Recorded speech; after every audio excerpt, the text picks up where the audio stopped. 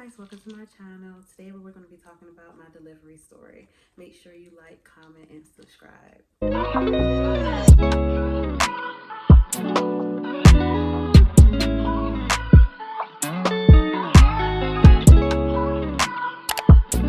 We are going to pick up from our last video from me being on bed rest for the 2 weeks. So one night I was using the bathroom and I noticed every time I got up, I was having pain. I was having a little bit of pelvic pain, like menstrual cramps. The pelvic pain, it was mild, but every time I got up, I was really feeling the bag continuously sliding down. Mind you, this whole time I was on bed rest for 2 weeks, every time I got up, I felt the bag coming down. My sack, it was closed, but I felt him sliding down basically every time I got up to use the bathroom. These whole 2 weeks I was on bed rest, I was able to get up to use the bathroom, even though I felt that I should have been on complete bed rest, meaning can't get up, can't do anything. But they said I was able to have bathroom privileges, but I just went along with it. I didn't want to be like the problem patient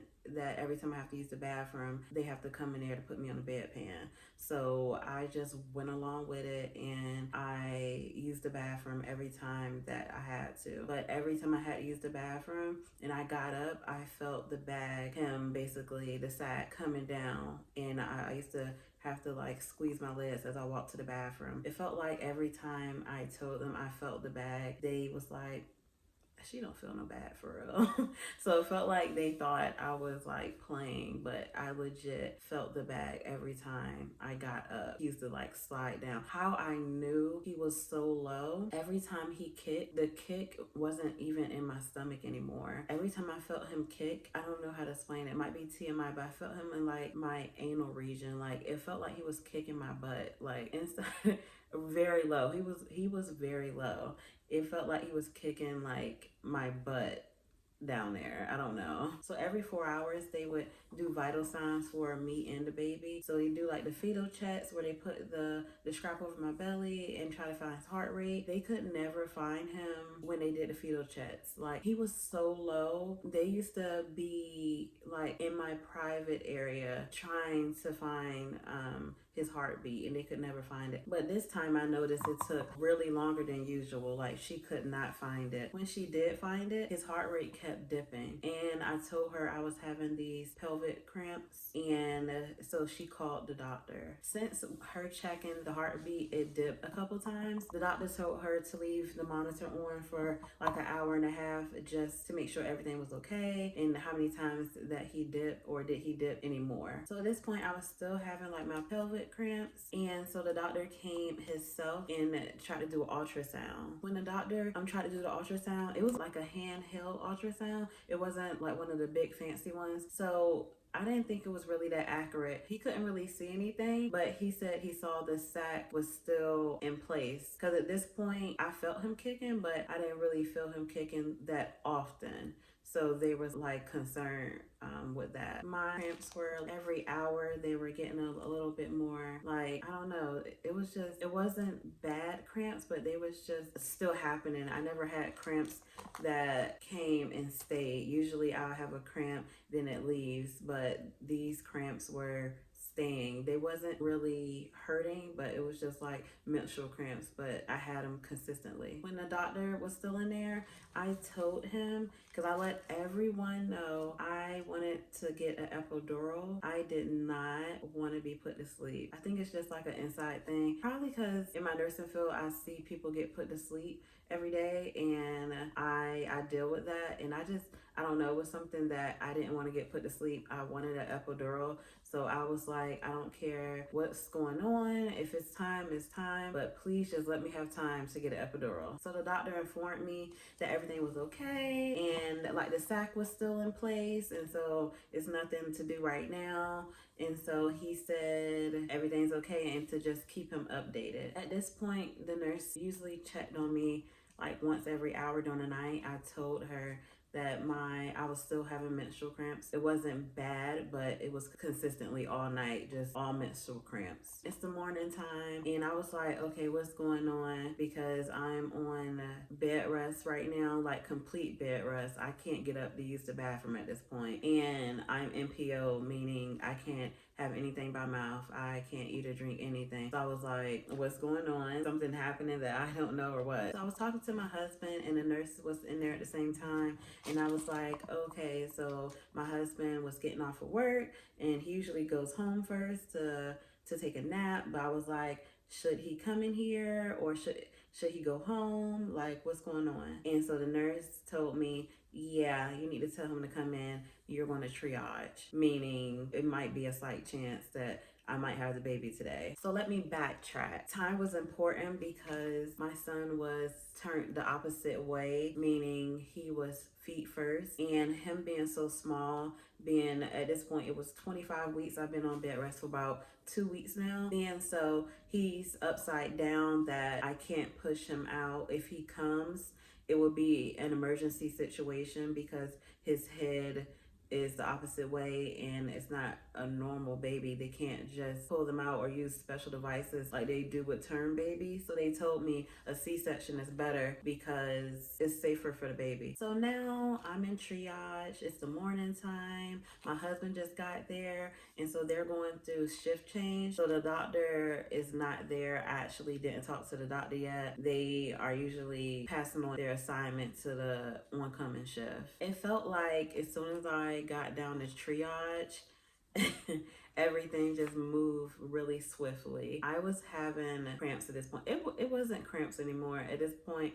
I know it's contractions because I didn't have contractions in the beginning. I never had contractions before. The period cramps turned to contractions really quick, and being that he was so low, they couldn't give me any pain medication because the straps that they use, they couldn't find him on a monitor. So the pain medications can mask the contractions on a monitor, and they can't pick it up. So they said, basically, the nurse was like, yeah, we can't give you any pain medication. So basically I had an unmedicated birth because I could not get any pain medication.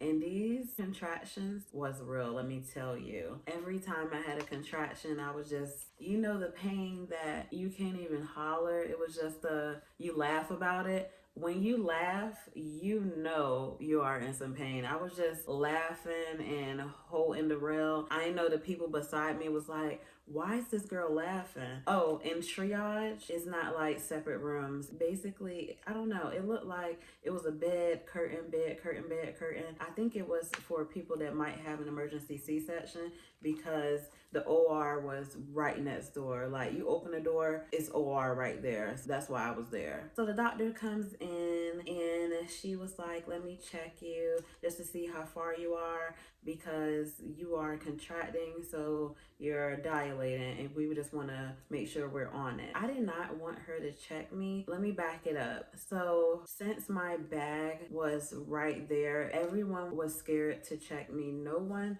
checked me down there.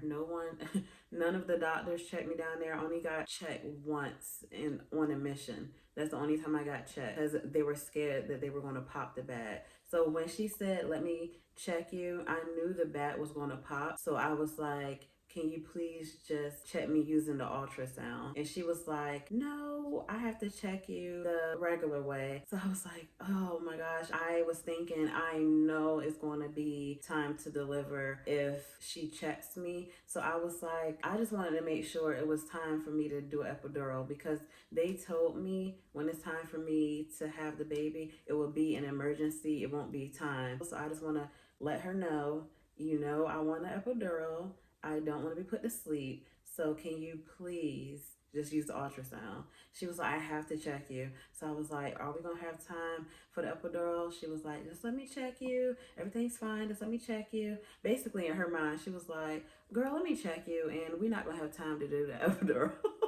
So it's like I'm psychic because she checked me down there, and guess what? She looked at the nurse and was like, get everybody, it's emergency C-section. And I'm just looking like, I told you, giving her the evil eye. It's emergency C-section now.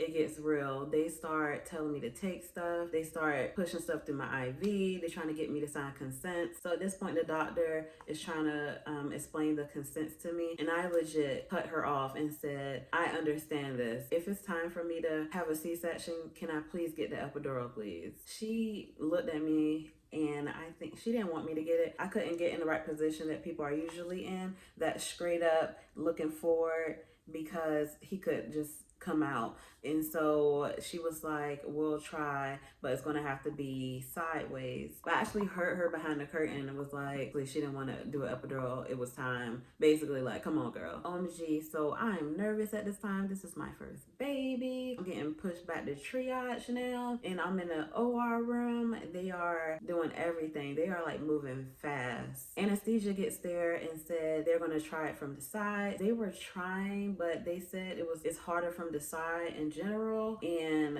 they stuck me, no lie, like 10 to 15 times. So another anesthesia doctor came in and he tried to do the epidural. I actually heard him in the back say her back messed up. I was like, sir, this is not the time if you don't try to give me epidural. So after they stuck me about 10 to 15 times now, unsuccessfully, the anesthesia doctor came to me and was like, baby, we gotta put you under.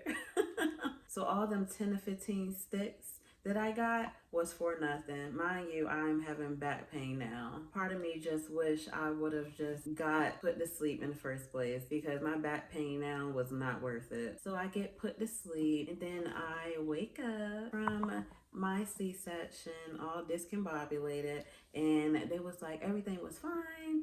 He was good. They took pictures. Luckily, they took pictures because being that it was an emergency C-section, my husband couldn't be in the delivery room. I will insert a picture somewhere up here. You'll see. So my baby was born. Everything was fine. He was born 1 pound, 15 ounces. Stay tuned for my Nicu journey.